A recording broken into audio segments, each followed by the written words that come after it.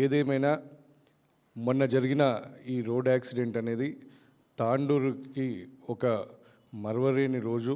తాండూరుకి సంబంధించిన 12 మంది చనిపోవడం చాలా చాలా బాధాకరం. అభం శుభం తెలియని చిన్నారులు, మహిళలు, వృద్ధులు వీళ్ళందరూ కూడా అసలు ఏం జరుగుతుందో అని తెలియకముందే మరి వాళ్ళు ప్రాణాలు వీడడం చాలా చాలా బాధాకరం. మరి నిన్న నేను ప్రతి ఒక్క కుటుంబాన్ని నేను పరామర్శించడం జరిగింది తాండూరుకి వెళ్ళి. మరి ఆ కుటుంబ సభ్యులను చూస్తుంటే చాలా బాధ అయింది. ఆ కుటుంబాలే కాదు, తాండూరు మొత్తం కూడా, తాండూరులో ఆ కుటుంబానికి సంబంధం లేని ప్రతి ఒక్కరు కూడా గోసపడుతూ ఉన్నారు. ప్రతి ఒక్కరు నిన్న తాండూరు మొత్తం కూడా నిర్వీర్యంగా మారిపోయింది. నిన్న ఆ కుటుంబాలను పరామర్శించుతున్నప్పుడు మరి వాళ్ళ ఆవేదన, వాళ్ళు అనుభవిస్తున్న బాధను చూస్తే అసలు నేనైతే నాకు ఊహ తెలిసినప్పటి నుంచి ఇటువంటి సంఘటనను నేను చూడలేదు. ఆ భగవంతుని ప్రార్థిస్తున్నా ఇంకా భవిష్యత్తులో కూడా ఇటువంటి సంఘటన జరగకూడదని చెప్పి. మరి మీరు గమనించినట్టయితే మనకందరికీ తెలుసు, ఆలూరు ఘటన ఇంకా మరవకముందే ఈ ఘటన జరగడం చాలా బాధాకరం. మరి ఆలూరు ఘటన జరిగినప్పుడు ఆ రోజు ఇంతకుముందే కార్తిక్ గారు, అదేవిధంగా ఆనంద్ గారు అన్ని విషయాలు చెప్పినారు, విజువల్స్ కూడా మీకు చూపించినారు. నేను ఒకటే అడుగుతా ఉన్నా, దామగుండం రెడార్ స్టేషన్లో లక్షల చెట్లు నరుకుతూ అక్కడ పనులన్నీ కూడా సజావుగా సాగుతూనే ఉన్నాయి. అతి ఉత్సాహం చూపిస్తూ ఉన్నారు. కాంగ్రెస్ బీజేపీ ఇద్దరు కలిసి మరి అక్కడ ఈ పర్యావరణవేత్తలు వాళ్ళను మేనేజ్ చేసి ఆ దామగుండం రెడార్ స్టేషన్ చేస్తున్నప్పుడు ఇంతమంది ప్రాణాలు కోల్పోతుంటే ఈ రోడ్డు పట్ల మీరు ఎందుకు నిర్లక్ష్యం వహిస్తున్నారు అనేది ప్రతి ఒక్కరు కూడా గమనించాల్సిన విషయం. తెలియక కాదు, ముఖ్యమంత్రి గారు అదే రోడ్డు గుండా పోతుంటారు, స్పీకర్ గారు అదే రోడ్డు గుండా పోతుంటారు, మాజీ మంత్రివర్యులు మహేందర్ రెడ్డి అదే రోడ్డు గుండా పోతుంటాడు.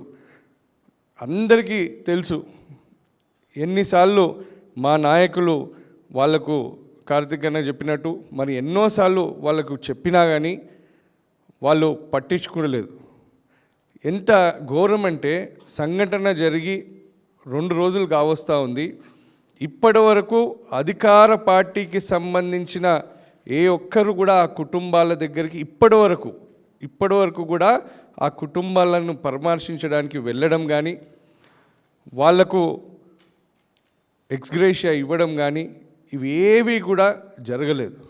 నిన్న చూస్తే తాండూరు పట్టణంలో స్వచ్ఛందంగా యువత మొత్తం కూడా ఈ కుటుంబాలకు ఎటువంటి సంబంధం లేకపోయినప్పటికీ పెద్ద ఎత్తున స్వచ్ఛందంగా రాజకీయ పార్టీలకు అతీతంగా, ఇదేదో మేము పిలుపునిచ్చింది కాదు, లేకపోతే ఇంకెవరో పిలుపునిచ్చింది కాదు, స్వచ్ఛందంగా యువకులందరూ కలిసి నిన్న తాండూరులో పెద్ద ఎత్తున వాళ్ళందరూ కూడా అక్కడ ధర్నా చేయడం జరిగింది. మాకు రోడ్లు కావాలి, ఈ అధికార పార్టీలో ఉన్న ఇప్పుడు పాలకులు ఇప్పటి వరకు ఎందుకు రాలేదు, మీకు ముఖం లేదా రానికి అని చెప్పి అక్కడ ఇప్పుడు ప్రస్తుతం ఎమ్మెల్యేను నిలదీయడం జరిగింది. ముఖ్యమంత్రి కూతవేటు దూరంలో ఉంటాడు, మా నియోజకవర్గానికి నుంచి 16 కిలోమీటర్ల దూరం కొడంగల్ నియోజకవర్గం. మరి ముఖ్యమంత్రి మా జిల్లాకు సంబంధించినోడు అయినప్పటికీ మరి ఇప్పటి వరకు ఆయన ఈ సంఘటన పైన ఎందుకు మాట్లాడలేదు అని చెప్పి ఈరోజు నేను మా వికారాబాద్ ప్రజల తరఫున, తాండూరు ప్రజల తరఫున నేను అడుగుతా ఉన్నా.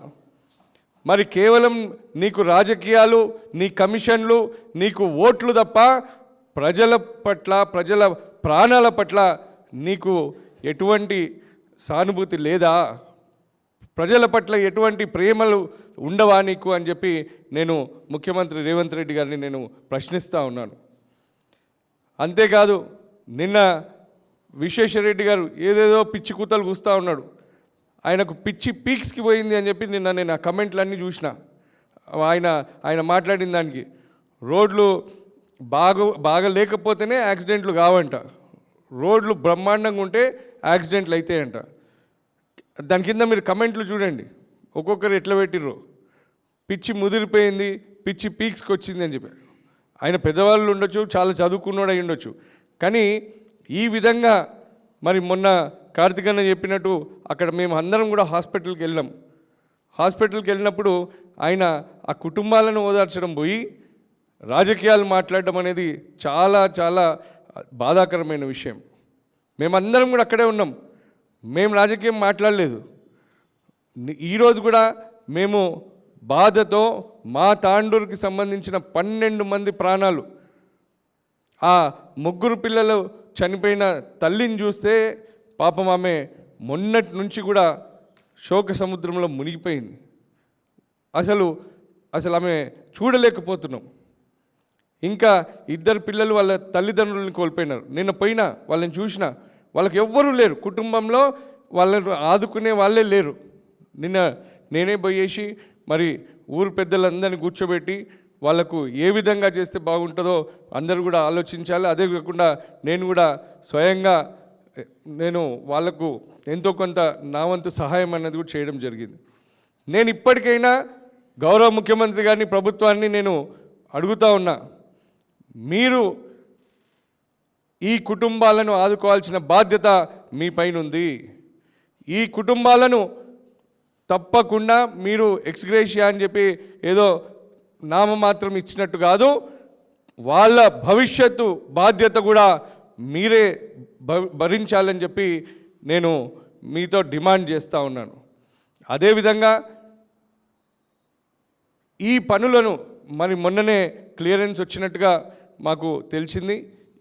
ఈ క్లియరెన్స్ వచ్చింది కాబట్టి మీరు వెంబటే ఈ రోడ్డు పనులు కనుక ప్రారంభించకపోతే మేము తాండూరు నుంచి పెద్ద ఎత్తున, తాండూరు వికారాబాద్ ప్రాంతం నుంచి పెద్ద ఎత్తున పాదయాత్రగా వచ్చి సెక్రటరేట్ని ముట్టడిస్తామని చెప్పి నేను హెచ్చరిస్తూ ఉన్నాను. మీరు ఇప్పటికైనా మీరు ఇమ్మీడియట్గా దీనిపైన రియాక్ట్ కావాలా, మీరు ఆ బాధిత కుటుంబాలను ఆదుకోవాలా, రోడ్డు పనులను వెంబటే మీరు ప్రారంభించాలా. ఈ 3 కూడా మీరు తక్షణమే చర్యలు తీసుకోవాలని చెప్పి నేను తెలియజేస్తాను. అంతేకాకుండా కొంతమంది క్షతగాత్రులు కూడా ఉన్నారు. మరి వాళ్ళు కొంతమంది కాళ్ళు కోల్పోయారు, కొంతమంది చేతులు కోల్పోయారు, కొంతమంది కన్ను కోల్పోయారు. సో వాళ్లకు కూడా ఓన్లీ మృత్యు చెందిన వాళ్ళకే కాకుండా క్షతగాత్రులకు కూడా మీరు ఎక్స్గ్రేషియా ఇవ్వాల్సిందే అని చెప్పి నేను డిమాండ్ చేస్తూ